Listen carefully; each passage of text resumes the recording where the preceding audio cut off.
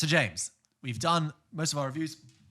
Brings us to the last film of the London Film Festival, which is Glass Onion, a Knives Out tale.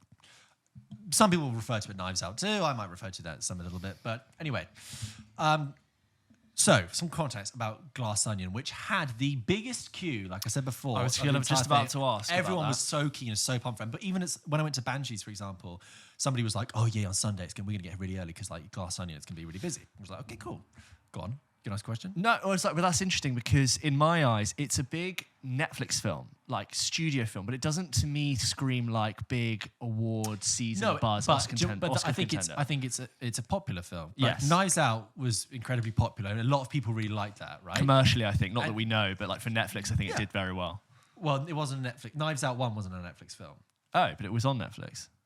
Maybe now, but when it was released, it wasn't a Knives. No, it wasn't released as a Netflix film. Never mind then. Anyway, I digress. So Glass Onion. So I'm going to go see this. So it's busy, packed crowd. I think the thing is to say is that I think I was a little cooler on Knives Out than most of the people I know are. Yeah. Right? Most people loved it or really, really enjoyed it, got a lot out of it. I like Knives Out 1. Don't get me wrong. And it's great cast. I like Rian Johnson. I really like Looper, even though we had a comment on one of our YouTube videos where somebody was like, "Oh, Looper wasn't a very good premise or whatever." I was like, I personally really like that film. Yeah, I really like it. Anyway, Knives Out 1 didn't work for me because, you know, it's all about who done it, and I get it. Rian Johnson wants to be subversive, but what essentially happens in Knives Out is that in the first 30 minutes, he shows you what happens. And I know that's not what happens. Yeah. But for all intents and purposes, it's what happens, and it renders the entire cast they've assembled of all these famous people out of the picture, and it makes the dramatic threat completely inert, so that for the next hour, I just felt like I was just watching stuff happen, and it's only until the last 20 minutes that it goes, actually though, it was this thing, and you go, right, that's fine, but for the most part of this film, it didn't give me that whodunit sense of, oh, mystery, okay. I was just thinking, oh, so it's actually more about whether Ana de Armas can stay out of trouble for something she might have accidentally done, right? Okay. And like I said, there was a shame because they had a huge cast there. And I watched it with my girlfriend, and she got to the end, and she was like, I never, ever... Knives Out 1. I never, ever suspected any of those people as being suspects. I never... And I was like, that's a problem. It's meant to be misdirection, and I felt like they were just sort of background to the whole story, which is a shame. However good Ana de Armas is in that film. But whatever, fine. I've watched Knives Out twice, okay? I've tried to give it a good run. Yeah. So going into Knives Out to Glass Onion. And which they I know that Netflix commissioned three more of these, didn't they? Oh, really? Did they? Yeah. Okay. Could be 2 more, but I think they want 3 more Daniel Craig fronting Knives Out films. Okay. Well, so we have Glass Onion. And when we went to see it, by the way, of all the screens I went to, it was the one where there were loads of ushers and everyone was saying, phones off in the screening, please. Phones off in the screening. Please put your phones away. I was like, Netflix are really on it. This clearly film means a lot to them. They've got a lot of money on it. That's fine. No spoilers. And the lights went down and some guy actually came on stage, which doesn't happen at these press screenings. Usually they just begin. Yeah. And the guy says, hi, everyone. We just wanted to say, hope you enjoy the film, but just remember that there are loads of surprises in this film, more than just who dies and who did it, okay? Everyone deserves a premium, first, organic viewing experience, and we want to preserve that as much as possible. So please, in your reviews and discussions, please do not give away anything that comes out in this film. So who did it? Which I agree with, and don't worry, I will not be spoiling now, but that was just an interesting bit of context. So the film begins. So, Glass Onion, James. Knives Out 2. I had an absolute blast. Oh, great. Absolutely loved it. What a great little turnaround for you. I know. What a twist.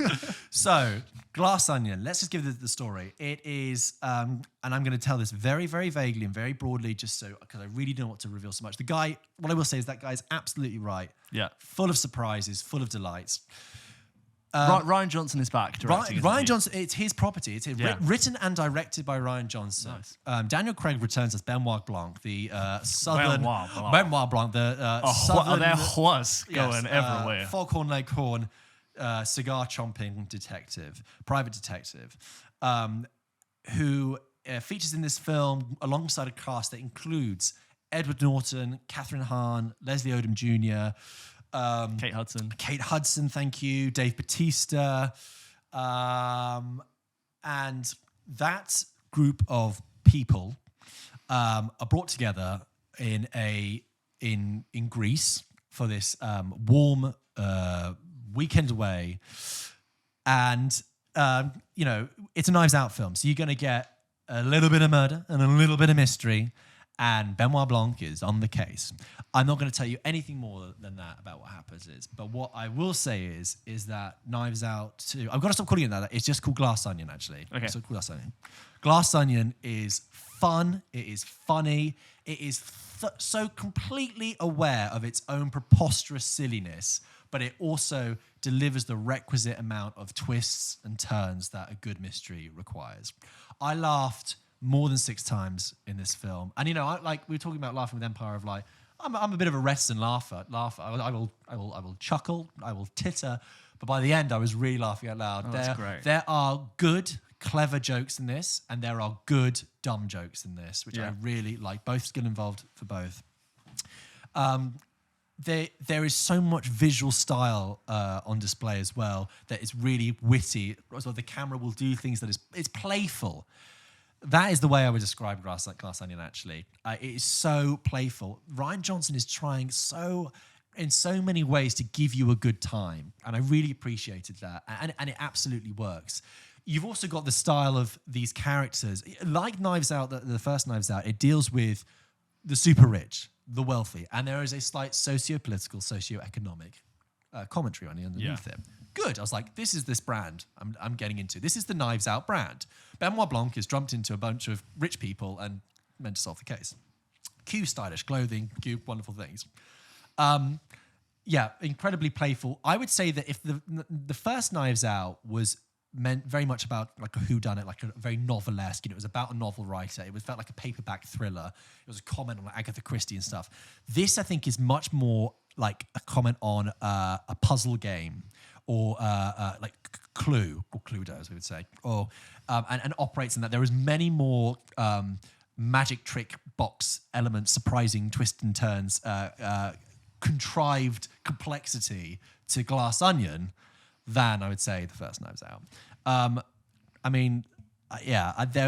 was thinking today, and I was chuckling to myself about one particular joke in it that I was like, that was so good, and it was so great seeing it in a cinema with people, because remember, this is a Netflix film, so most people are going to watch this at home. Hearing everyone laugh and guffaw and really go with it, and not in the. Is it getting? I found it so funny. Is it getting a limited cinema release? I imagine it will do. This isn't coming out until Christmas, but do you think it's worth seeing on the big screen if you can? I think so. Or do you think it's just as fun on the small? It's hard for me to say. I would say just watch it and go with it. Just if you're going to watch it at home over the Christmas period, make sure it's turn the lights off. Don't distract yourself. Yeah, don't watch it after Christmas dinner when your nan's reading a crossword or something and keeps interrupting people.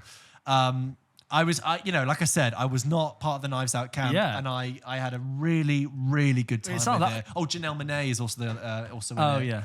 It sounds like of all the films you've spoken about in these 2 episodes, you've been the most glowing about this one. Because it's probably subverted your expectations the most. Probably subverted my expectations. Also, like, The Whale is very good. It's not a lot of fun. Sure, yeah. Glass Onion is a lot of fun. I don't think Glass Onion is going to win an Oscar. No. There's no like career comeback, but your eyes emotional redemption thing in it. But Daniel Craig's really had a rough time. I think Daniel Craig's wonderful in it. There are so many charming little elements to it. I just can't wait for people to see this. I don't want. Just be careful when this film comes out, what you read and what you see, because I think if any one of those things would have been ruined for me, it really would have diminished it. It was so raw and fresh to me. And I've tried not to describe any much more of it. I haven't even told you the premise of the plot or anything. It's just. I remember seeing a junket, and I think it had 8 cast members in it, and an interviewer. And I remember. Not really, they couldn't say much about the film for obvious reasons, but what I do remember is all of those cast members talking in a very excited way about the film. They were all really into it, really in love with the script, and were genuinely excited to have other people see it. Yeah. And I thought, they're really into it. Hopefully that means something. And I'm glad to hear it definitely does. So I came out thinking this is an original film, not based on... Not so rare these days. It's not based on pre-existing IP. I know it's a sequel, but come on, it's not. Yeah. It's a new thing. made by a director who's just allowed to do what he wants to do. That is so well executed. And Netflix have thrown a lot of money at this, and I think it's thoroughly paid off. I think it's a great time. I think people are going to have a great fun. If you like the first Knives Out, I really think you'll like this. I think it's better. I think it's so much more fun. But I don't know. People might prefer the first one. I don't care. I loved it. Amazing. Yeah. So now we've sort of talked about all our London Film Festival You're gonna films. rank them. I've only seen one. Yeah, rank the top 5. No, I roundup. Like, how do you feel about this run of films? Obviously, it's not all the films that are going to be coming out. So in there the are next a few couple of months. big ones that I missed. The Sun, The Wonder, Guillermo del Toro's Was Pinocchio. Was Tar on option? Tar there? was Not on, but yet. She Said was. Yeah. So there are many big ones that I missed. I still think it's a good year. We said the other day we think it's a good year film. Yeah, already, I mean, we still haven't based had on things having there. had The seen a lot of them. Fabelmans isn't in there. I don't know if that Scorsese picture is coming out anytime soon, but Killers of the Flower Yeah. Moon. For me, the highlights are Glass Onion was an absolute whale of a good time. No, Fun. absolute Yeah. great blast. The Whale equally, but for completely different reasons, is very powerful and very moving, and something that really needs to be seen, to be understood and believed and commented on.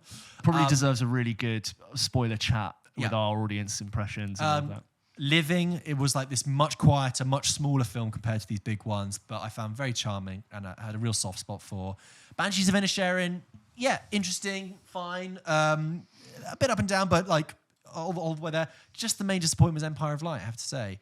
But I can't wait for you to watch. And Glass White Noise I Onion. enjoyed, but I feel a little bit mixed on Right. how structured it Yeah. is. That's all I saw. But you know what? In a way, just think about Glass Onion. It's like I want to talk to you about it, but I don't want to. I almost don't want to rewatch it because Yeah. I worry that rewatching it on Netflix won't have the same reaction, or watching it in a cinema, something will ruin it for me. But guys, you can relax. You're in safe hands. Well, there you go, guys. I hope you enjoyed our London Film Festival roundup. We did our best to see as many as we could and give you previewed impressions. But as always, we said it 1,000 times, when you guys see these films, please do write in, because we'd love to just maybe, once I see them or once they start coming out, we want to just keep talking about them, whether or not you think any of these films will be nominated. If you think Brendan Fraser's going to win the Best Actor, whether or not you hate Glass Onion, please just let us know. Glass Onion is released on the 25th of November. Okay, so earlier than we thought. So actually quite soon, next fine. month. But like I said, don't read anything more about it. This is the only Nice. place you need to come. Yeah. But don't read anything more about it. Just go watch it. Love it.